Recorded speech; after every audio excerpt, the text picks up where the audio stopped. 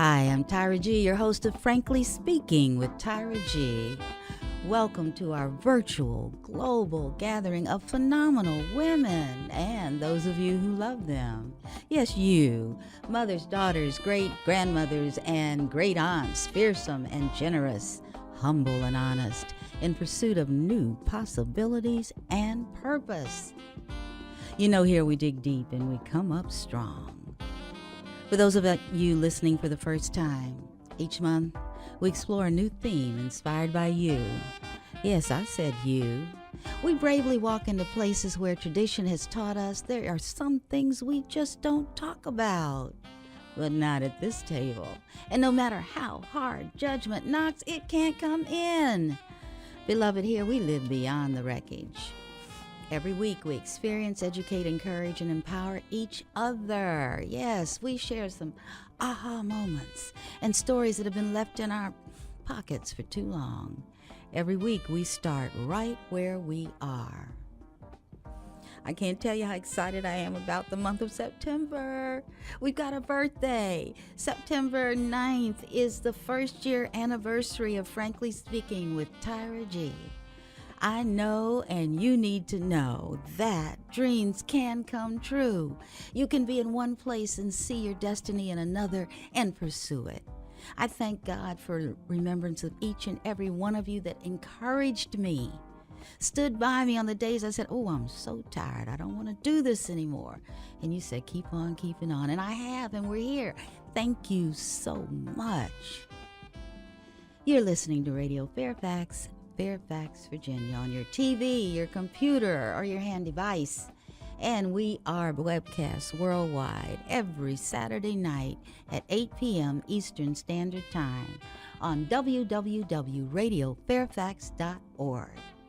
Now, should you have something else to do, I know Saturday nights are date nights. That's okay.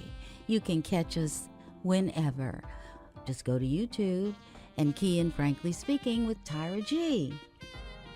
And if you're like some of our listeners that like to talk offline to me, send me an email at tyragarlington.com. And thank you for tuning in. Thank you, Courtney Nero, for composing and performing our Frankly Speaking theme song, and for creatively naming it I'm Listening.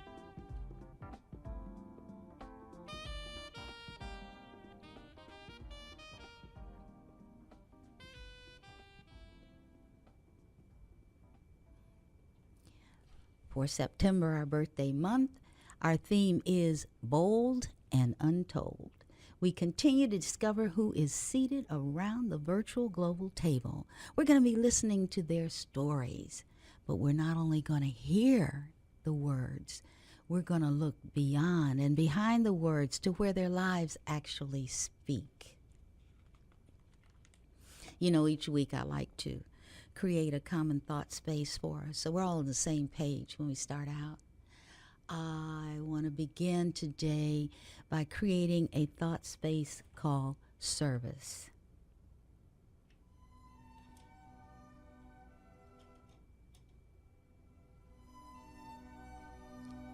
What do you think of when you hear the word service? What if I said service above self? What if I said the greatest gift I can offer is doing what needs to be done? Of course you deserve to have the things you want in life.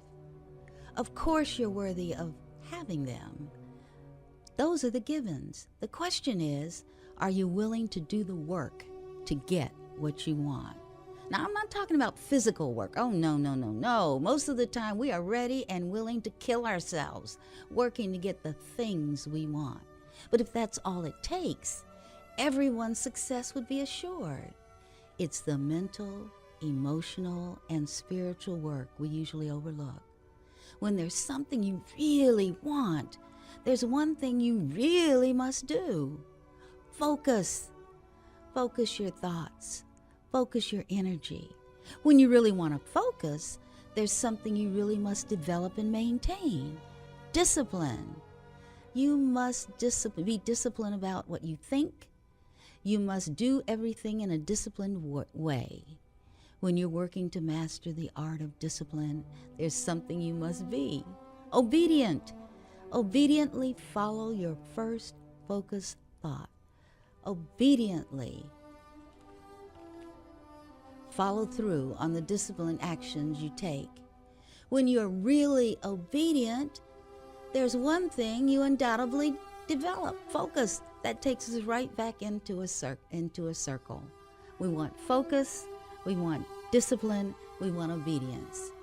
When you teach yourself that, you can reach any goal successfully. Now, until today, you may have believed you could physically work your way into success. But just for today, focus your energy and attention on the mental, emotional, and spiritual work that will serve you to reach your highest and greatest good.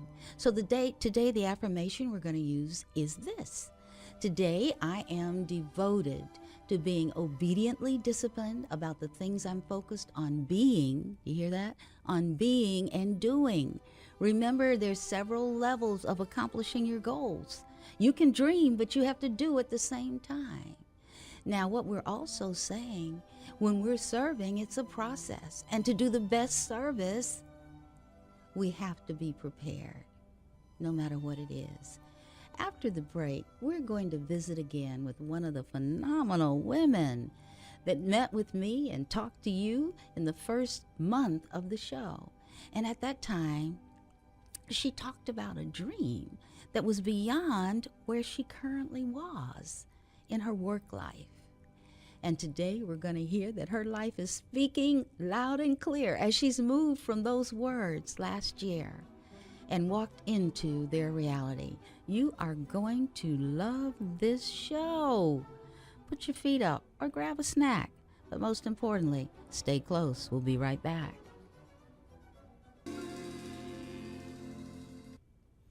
And we are back. I am so excited. I have to tell you this. I invited one guest and I got a bonus. My guest brought her lovely, lovely daughter with her, and she will introduce her.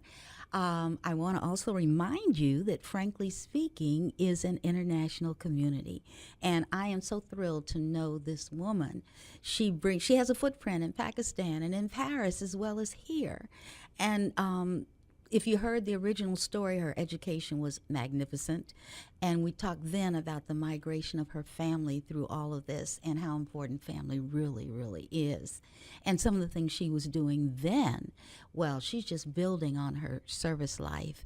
And I want to say with a welcome to Ambreen Rizvi with her daughter, whom she will introduce. But more importantly, I want to say to you, Ambreen, as you introduce yourself, remember that you are a human book in a library.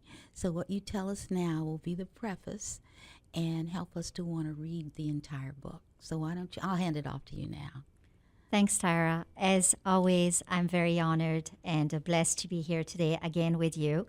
I'm so excited to be part of this journey that we took a year ago almost on the show. So I am here today with my youngest daughter, Alara.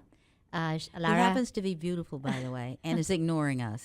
Yeah, she's too shy, but Alara is here. She's a 10-year-old bubbly young girl who's going to be in 5th grade starting in a couple of days. So, oh, wow. Are you ready for that, Alara?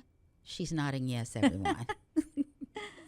So just for people that, don't know me as yet, my name is Ambreen, and I live in Northern Virginia. I'm a mother of 3 daughters that keep me very busy and on my toes on a daily basis. I can't imagine why. And then I'm married, obviously. My husband, Hadi, also, the man of my life, obviously. So I am actually taking a break from my professional life. Mm-hmm. I've been in the financial services company for many, many years, working for the big company in Northern Virginia. Mm-hmm. And I've taken a break because it was time to take a break, and it was time to take the right kind of break. There you go. Yeah. So what did this break lead to? Don't keep us on a string of curiosity. So, like you said very well, I had a wish and a dream Mm-hmm. almost a year ago. Mm-hmm. And I can't believe that early this year, this dream came through. At first, I resigned, from my large bank that I was working with, left a very lucrative job, but did not look back and had no regrets. A lot of people, when I was leaving, thought that I was crazy, what I was going to do, but I already knew what I was going to do, but I just needed the time to be able to do that. So, end of March, I left my job and then I started my journey. My journey was first to get educated in the matter of starting a charity. So I had already taken a full intensive class at Georgetown University on nonprofit executive management. Mm-hmm. So I learned quite a bit, but it was more on the executive side. But I needed to know the basics on how to file paperwork for starting a charity. Mm-hmm. So I took some classes with the Fairfax County Public Schools, and I met some wonderful women. A woman that you heard actually, that who has been on your show, Massa Smith. That's where I actually met her from Sonia House, and I will also brief on that when we get into more into the work that I'm doing. Yes. But that gave me the trigger to finally file with the state of Virginia in May the Articles of Incorporation for my charity called the Brigade of Mercy. Everybody hear that? Say again. The Brigade of Mercy. And what's interesting, because without the word "the," it's bomb, right? Yes. And so Ambreen has started the bomb. And that's the way she's taken off, and it's awesome. I'm sorry, I just had to put the editorial. No, thank you. So there is a story behind the name of this charity. Okay. So as you may recall or don't know, I grew up in France. And, Yes. So I used to watch a show called La Brigade du Tigre. And this show was about three gentlemen who were detectives in the 1920s dressed in Sherlock Holmes attire. Oh my. And they used to fight for justice. And, they used to clear the names of people that were accused of murders or any mischief. They were innocent people. And somehow their name just resonated with me and stayed with me for years and years down the road. And when I started thinking about, starting this nonprofit, it just occurred to me that I love the name of Brigade because it's got this military sense, but it's got this sense of bringing people together. Okay. And of course, the military is taken over by the fact that my biggest thing about me is I'm a very compassionate person. So I needed an adjective or a noun that would define that. And mercy was the best word I could come up with. So that's how it became the Brigade of Mercy. I like that. I thought you were going to tell me you were going to come up with a detective organization. No, but this is the, that series that was in France back in the early 80s, I would say, that people probably have forgotten was an inspiration for the name of this nonprofit. That's excellent. There's something I want to go back to, double back. Yes. Yes, indeed. We did have, actually, our last show, Massa Smith on. And what I find the common denominator for the two of you is passion. And it's passion for giving to those who are less fortunate. You both have taken a journey in different directions, but they're parallel.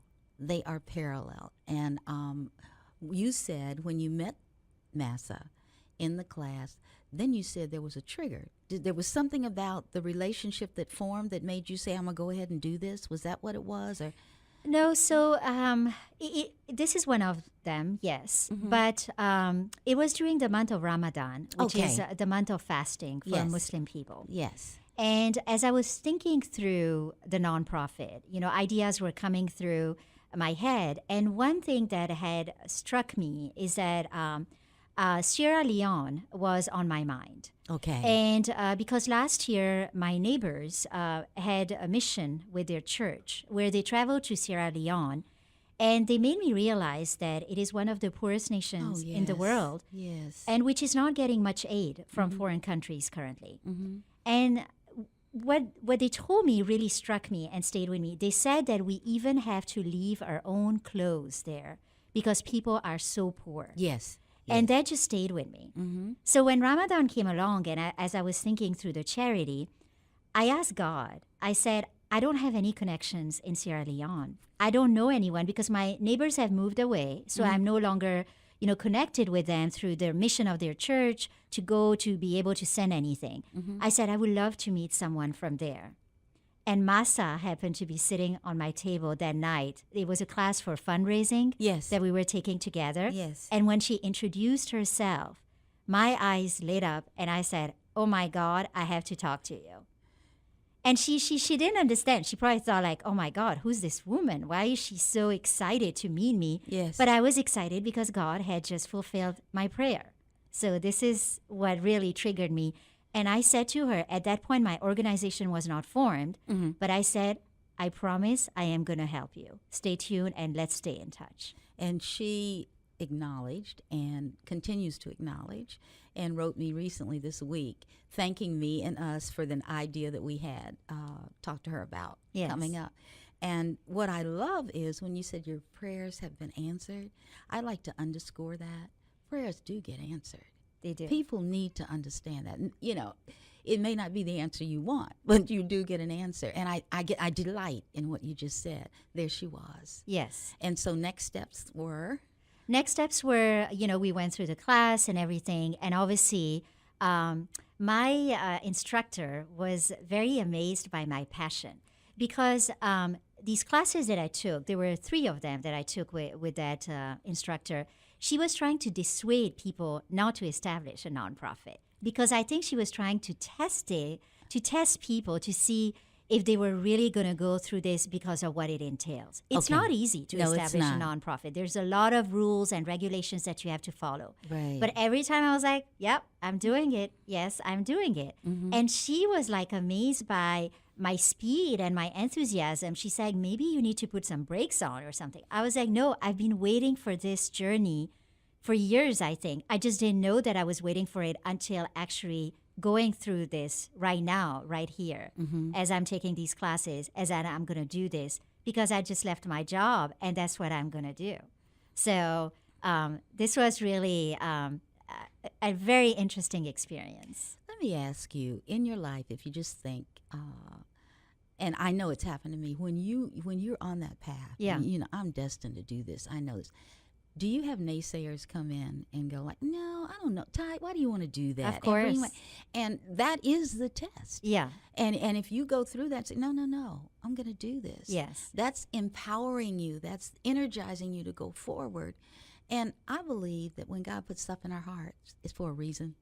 He doesn't waste time putting junk in there. Yeah, very true. So I congratulate you. I think that is awesome. So now we have the nonprofit established. Yes.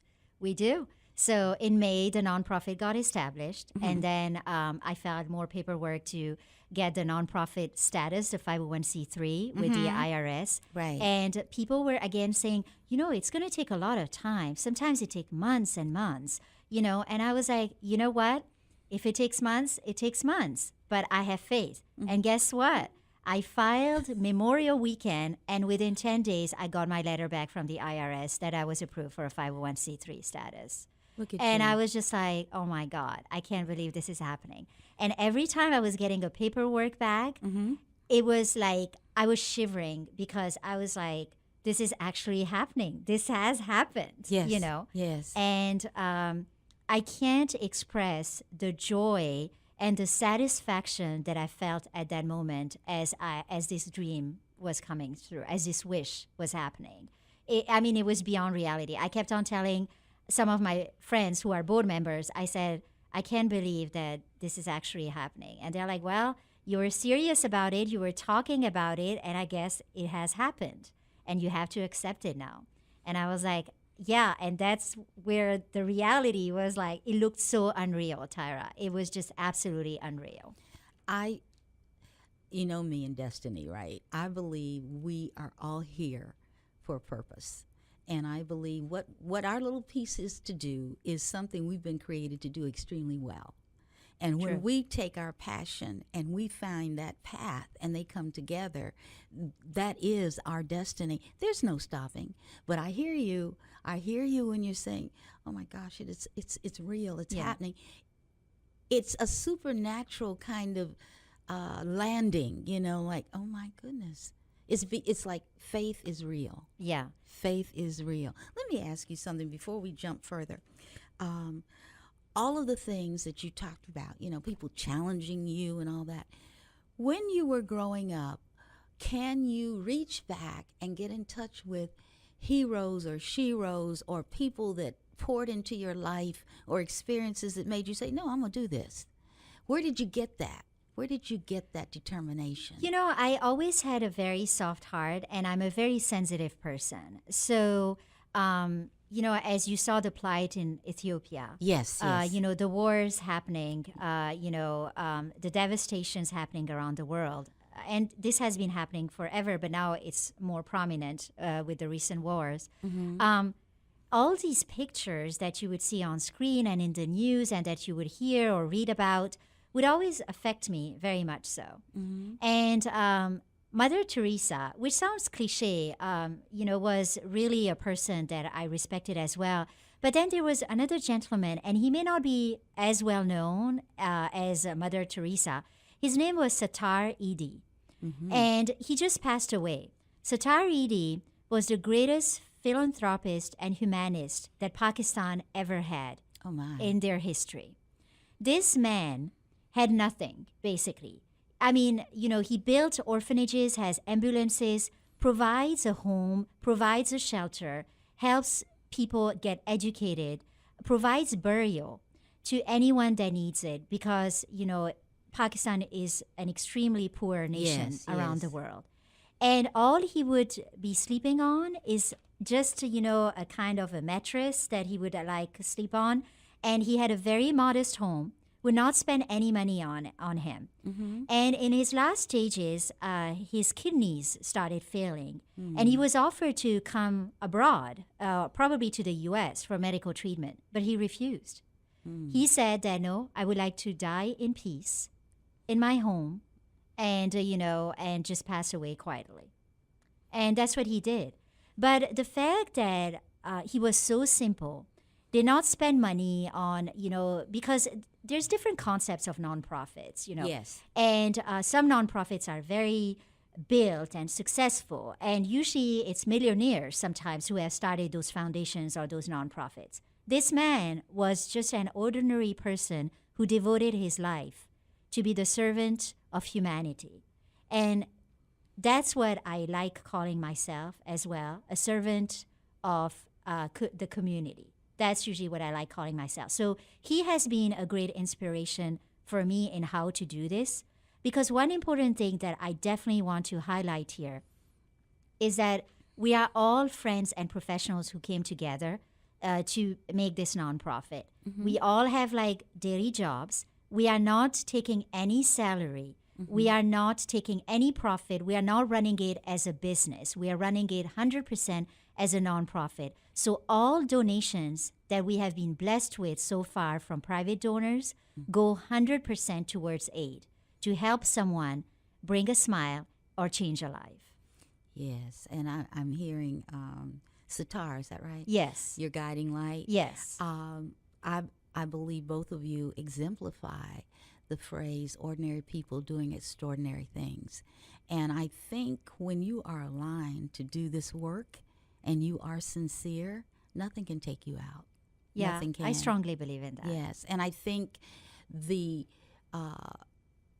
reward very often is more psychic and emotional than financial. Absolutely. And I can remember looking into a child's eyes, and as a result of something small, very small I had done, or feeling like they had not had a hug or didn't have a coat to wear in the winter, and providing that and go, that's all it took. Exactly. That's all it took. Exactly. Time. Yes. And love. So I congratulate you that. So what you're saying now is Sattar was one of those heroes that got your attention. Yes. While we're still there on Heroes and Sheroes, what role did your mom and dad play as you moved from corporate America to charity? How did they respond? So they were just amazed. My father, my oldest daughter was visiting them, and she said, Nana, that's the word for grandfather in our language.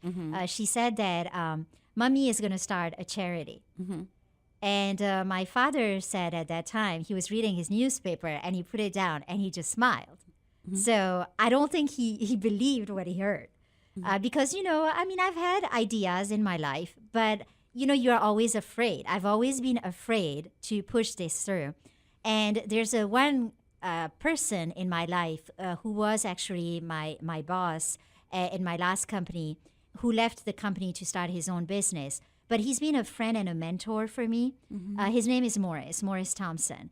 And I want to call his name out because he said all along as I was talking to him and I was like, I don't know what to do. I was like, I know that I need to do this, but I'm afraid to do this. And I just want to work for one, or should I start one? He said, Ambreen, just start one. You can do this. And he kept on saying that. Every time I would whine and just go around and around, he would just say, Ambreen, you can do this. Yes. Start your own. Yes. And you know what? I think unconsciously I heard him and I just said, I'm going to do this. And so when I told my parents, they were like, wow, they were overwhelmed. They totally knew that I was going to leave my job. They knew that was coming, but I was also leaving it for personal reasons as well, to be able to find a balance in my life. Yes. But when they heard that I was embarking on this journey, they were extremely supportive and very encouraging, 150% behind me in every steps of the way. So like I said, like my family, like my children and my husband, my parents, my brother, they've always been very, very supportive of whatever I would undertake because they trust me to always make the right decision. I'm in risk management and I always weigh the risk, the pros and cons. I don't take unnecessary risk in my life. I know that this was a risk, but this is a good risk. What is the fear that I can fail in this? What is the greatest fear? I know that I cannot fail into this. Whether I have $1 in the bank or whether I have $1 million in the bank, no matter what, I will make it work. If I have to ask for free things, I'll ask for free things. If I have to spend money, I will spend money. But nobody is going to stop me on this journey to be able to help people. And that's really what it's all about. It's at the end of the day to bring a smile, like you said, to be able to make a difference, no matter how small it is. I don't claim to be a big, large nonprofit like the Red Cross or the Gates Foundation. Put this word in there. Yet. Yet. Don't limit what God can do now. Yet. All right. But, I consider myself a boutique, quote unquote, charity. But I am always grateful and I'm always, always thanking God and my friends and my supporters for whatever, I can get or whatever I can do. Every day is a blessing. Every minute, every second is a blessing. And that's true. People don't quite you and I have talked about this before. Yes. Starting each day with a gratitude prayer, I don't know anybody that can wake themselves up. Okay, so we're here. That means we have something yet to do. Yes. The thing that I love that you shared is your family.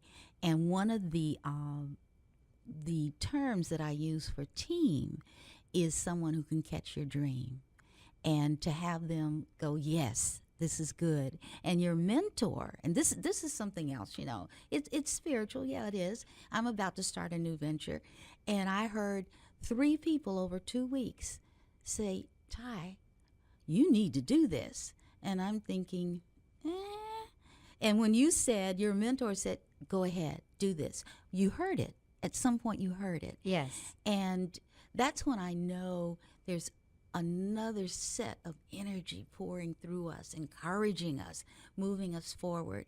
And like you said, they're not going to take you down. Enemies will not take you down, not when you're aligned in such a way and you have a support system. I want to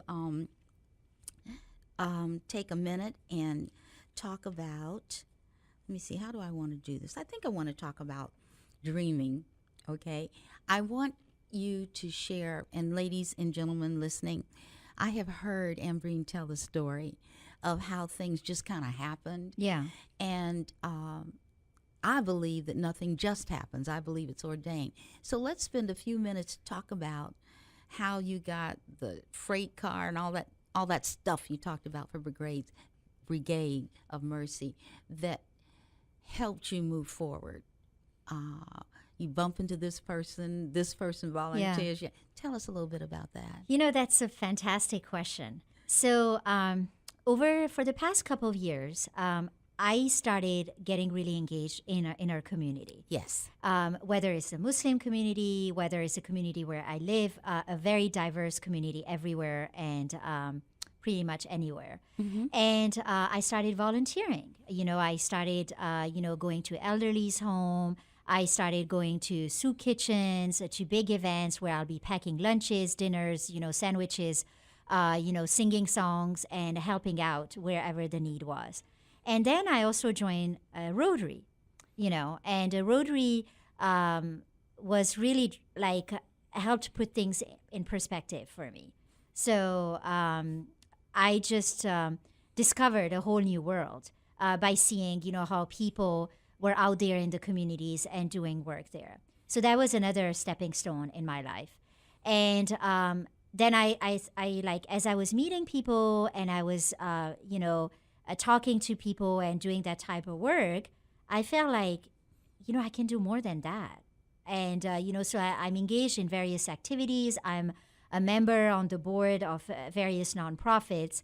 And just the fact that you can talk about being able to make a difference was really driving me to do this. And people that I met at work or during school, whether it was high school or college, these are the same people that are coming in my space right now, in my world, that I would have never thought of ever reaching out to, that are actually engaged in helping me to accomplish what I'm trying to accomplish. Just to give you an example, I was at a very big GSC, government entity, many years ago. Mm-hmm. And I had a friend who was originally from Indonesia. Okay. And she worked with me for a couple of years. And then she left to go back home to Indonesia and be at Jakarta because her parents needed her to be there. Mm-hmm. So she took her family and she relocated back. So a few weeks ago, and we've been in touch. We are Facebook friends, and she has come since then to visit in the United States. And a few weeks ago, I came across a documentary about a school for blind children in a very small town, in a village out of Jakarta in Indonesia. Okay. And I said to myself, this school doesn't have a website. It's cut off from the world, except that it got featured on one of these major, network. How am I going to get in touch with these people? Because they moved me. They moved me, and I know that I could do something for them. So what I did is I called her up, and I said, "Hey, Ira, I need to talk to you." I sent her the documentary, and I said, I have a charity. Do you think that we can do something for these people? And she was like, oh my God. She's like, I am so embarrassed that I live in this country and I don't know about this place. So she did not know about the place she that was didn't. featured on international Yes, TV. I love she it. didn't. Okay. And she said, let me find out if this is legit and let me do some inquiries. Uh-huh. And this is how the world connects. This is how people in my past or present or future maybe get connected. Because Ira and I met each other a few years ago, and we've been in touch, like I said, but we never really spoke because she's internationally based and everything. But here we are connected, and we are trying to get in touch with this gentleman who's running this school, trying to be able to make a difference. And on top of it, it happened that this village is the same village where her mother is from. So she was able to send her mother's sister to that school to figure out who this gentleman is, what is this school about. Before I even know, I got the names of the student. I got tons of pictures. I found out what they are doing, and I found out above all what they need to do. So, this is the beauty of it. And one thing that I want to mention also about the charity, we do not send money to any organizations. We don't send money to local organizations. We don't send money to international organizations. Our motto is that we with the donations that we get, like I said, 100% of the donations go towards aid. We buy things that these children, these women, these men, these homeless people, these underprivileged people need. And when I say things, it can be medicine, clothing, school supply, toys, anything that they need. But we always try to know our customers. I have people in the United States that work with me that would either travel to those countries if I'm doing international aid, or obviously the local organizations that are here. So Ira's husband comes to the United States quite often. So he's coming next month, and I have gathered the items that the School for Blind Children in Badung needs. Badung is the place. And they mostly need a soccer ball for blind children. Me, pretending to be educated, I did not even know that there's a bells inside a soccer ball that the blind children or people with low vision can just kick and hear as they are kicking. Yes. And I was just fascinated by that. I was like, there's such a thing in the world before I even know there's apparently a world tournament like the World Cup. And I was like, oh my God. And these are the simple things that he asked for. He asked for that. He asked for art supplies, for brushes, for paint, very simple things that we take for granted here at home. But they are in need of those things. Yes. They also needed construction material, but I could not send that because obviously, like I said, they have to be transportable. But it is giving an opportunity to my friend to be able to provide that construction material. So she said, I'm going to take over the construction material because they are building a second story. Because right now, these children are only they come during the day. But because they are very underprivileged, the parents cannot bring them every day to this school. So either they're going to get educated or they're going to have to stay home. So this gentleman, Mr. Tatong is his name. Tatong. Yeah, he is building a second story to allow these children to be able to spend the night. So the parents don't have to bring them back and forth to the school so they can get an education. And one of the things that I think most of us don't realize in third world countries trying to educate, often it's a fee to go to school, or like you're saying, they have to be brought to school, and the daily effort of doing that is too great. Yes. And many times they will be in a dormitory situation. Yes. So you bless them all. Well, let me ask you this. How many balls with bells in them did you find?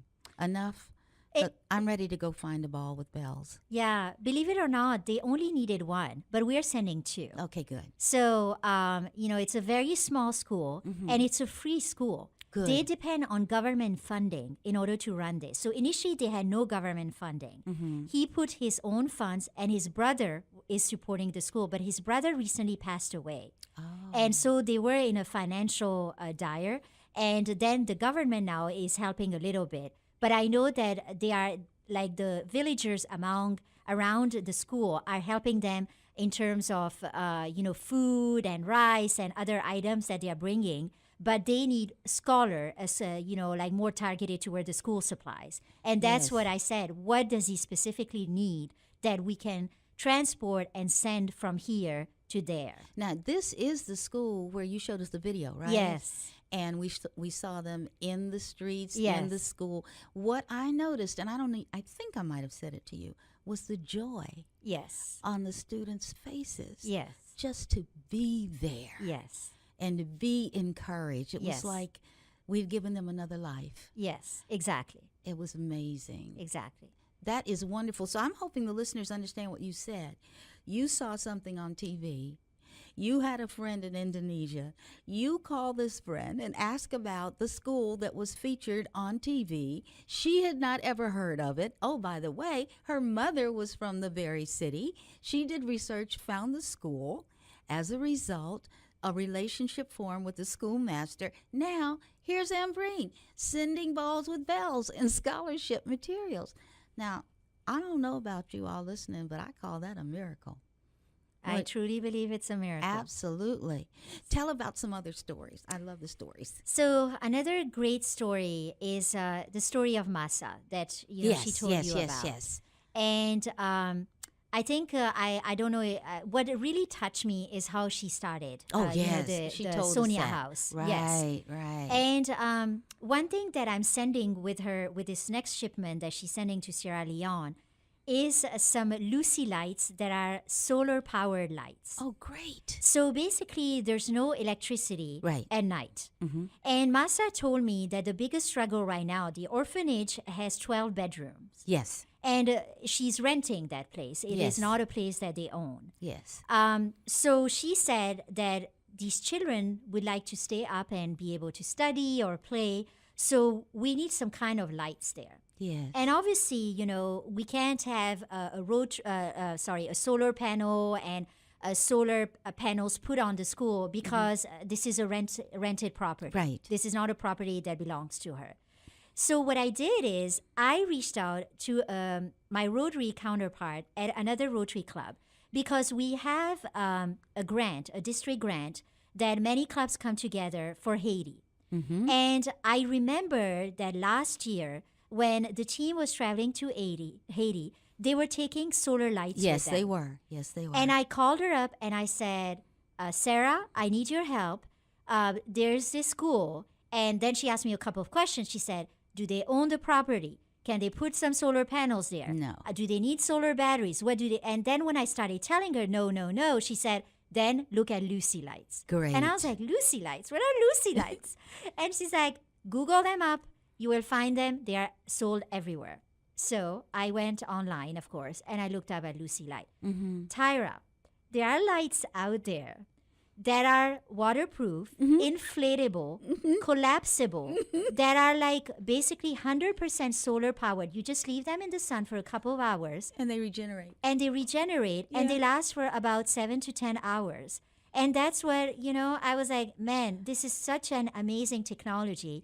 And that's what I got yesterday to my house. I got the shipment finally. Yes, yes. And I was like, I cannot wait to put this in Masa's hand so that she can ship those listen, over. her happy dance. Yes. I can see it right now. And if you all listening knew Massa, you would see her happy dance as well. One thing I wanted to do, footnote, is you've mentioned Rotary several times. Yes. And for people who may not have heard of Rotary International, it's over 130 years old. And it was started by a businessman in Chicago who wanted to build an organization where men, hear me, men could be friends and do good works. And in 1987, they finally said, oh, women can come too. And we have been doing a fabulous work. And what is exciting, Ambreen mentioned that we have a district grant.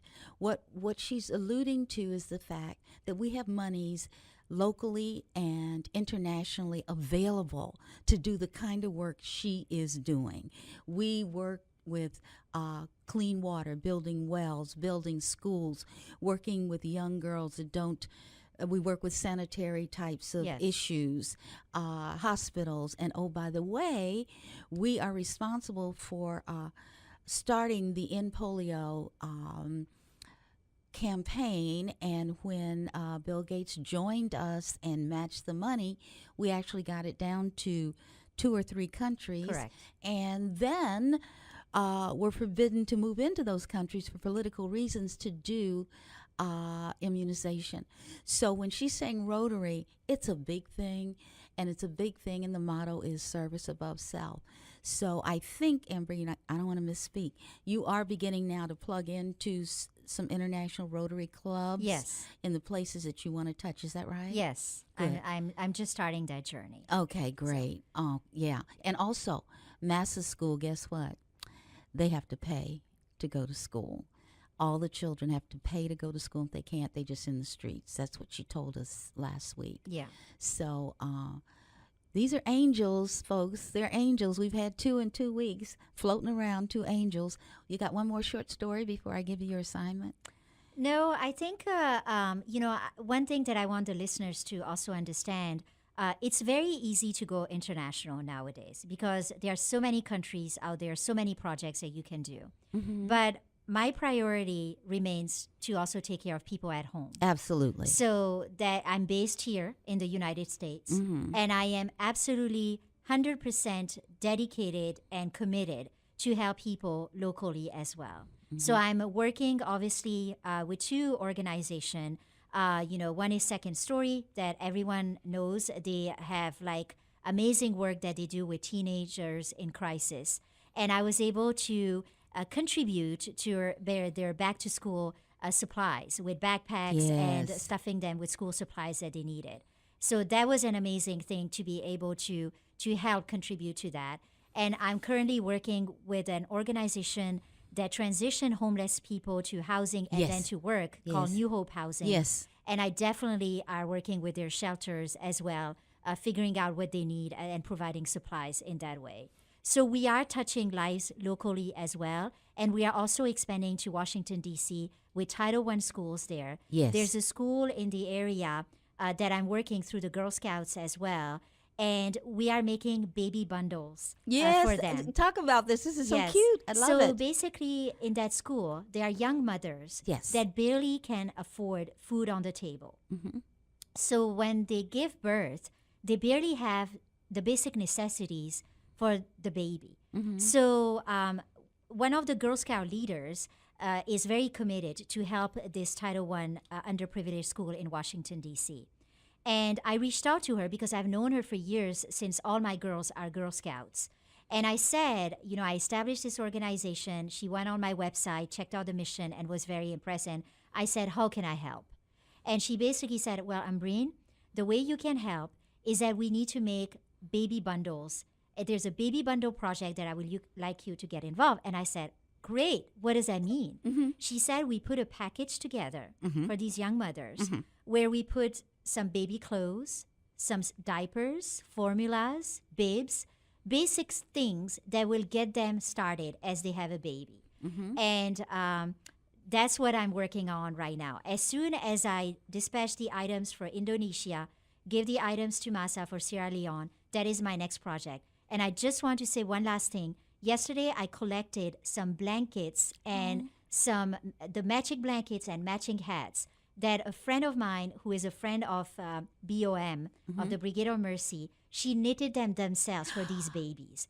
And if you could see the tears in my eyes, they are so beautiful, Tyra. For newborns.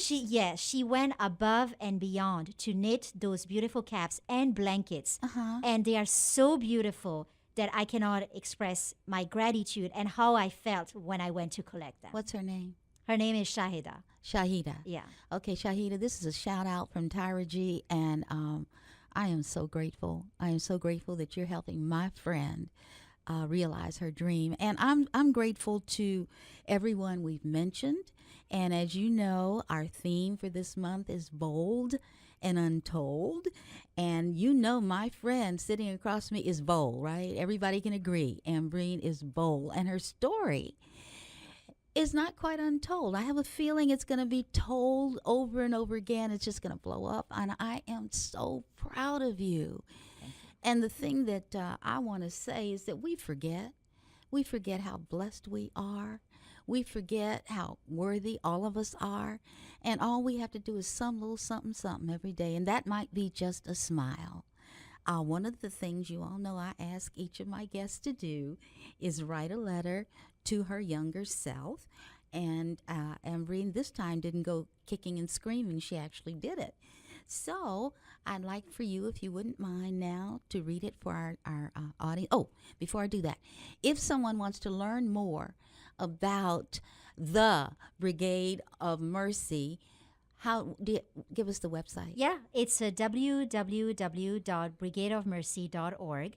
And they can also find us on Facebook, Twitter, Instagram, and they can also contact us via email, info@brigadeofmercy.org. You go, girl. I am so proud of you. All right, it's letter time. Dear Ambreen, it has been almost a year when you made a wish. Your wish was to find peace and give back to the community. It looks like your wish has been fulfilled. It's okay. You have made changes in your professional life in terms of finding peace. You have established a charity to give back to the community.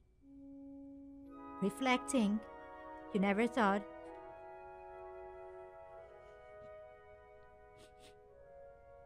It's okay.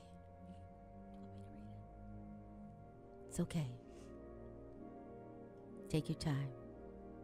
Reflecting, you never thought you would have been able to do it, but you did it because of destiny. How incredible is this journey? You have doubted yourself at times. You thought you could never do it, but you have always believed, and you will continue to believe. Believing is everything. God has his ways of helping the people he wants to help. You often say that you didn't do anything, that things just fell into their own place on their own. But you were the trigger behind them. It is time for you to acknowledge yourself and give credit to yourself. You are surrounded by people who love you and who believe in you. They give you strength to go above and beyond. Never lose faith and continue this journey that you have created for yourself. Never look back. Move forward and learn to live and enjoy the moment. Never doubt yourself. Continue to be the person that you are, a humble servant of the community. It is time to begin the original adventure of becoming yourself. Wishing you much success in the journey of alleviating the burden of poverty, both locally and internationally, by changing one life at a time. Oh, Ambreen, I am so proud of you. Let the tears stay. What a beautiful reminder of who you are. I can't thank you enough for. Actually, I've been able to share this with you because we are Rotary friends as well, and she's actually going to let me be on her board. The story will be continued, and with that, I'd like to add my own small bit of encouragement to those of you who see her right now as a can-do lady with a can-do attitude. May I suggest that you are born with everything you need. There is nothing you are missing. There is no need to be frantically want to become more, be more, do more, get more. You are whole and complete, and were gifted every talent and insight you needed to thrive in this world at the moment you were born. Your only job is to accept this truth and then allow it to unfold. Some gifts don't become apparent until later in life. Some insights only become clear to you once you've had life experiences that unlock such wisdom from within you. Trust, and relax. I'd like to add to that, you are amazing, just as you are. You are smarter than you think.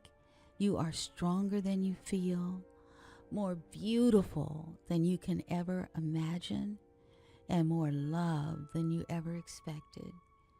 In whatever you're doing, you are worthy.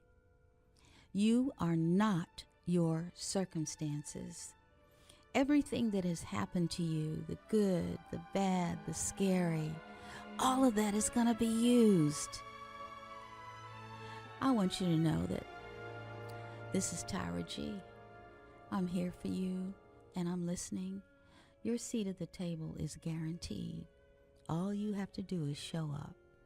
You've been listening to Miss Ambreen Rizvi, and she's been talking about the Brigade of Mercy, her dream and her charity. And you've been listening to Radio Fairfax in Fairfax, Virginia. Be well. Bye now.